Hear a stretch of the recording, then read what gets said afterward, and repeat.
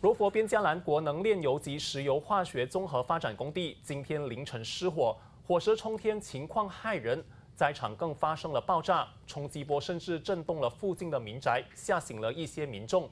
这起火灾目前证实有2个人受伤，当局还在调查起火肇因。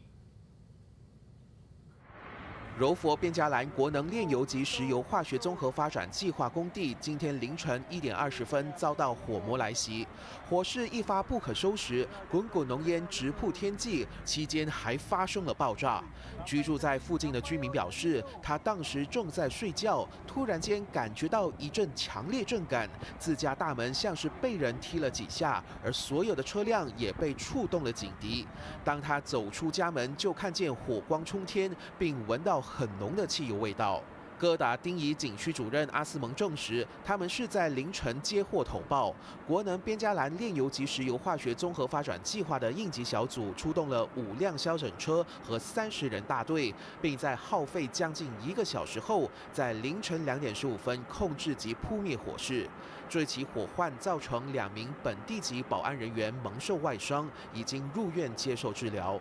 国油公司今早发文告表示，工地情况受到控制，调查起火的原因工作也还在进行，国油会不时地更新最新情况。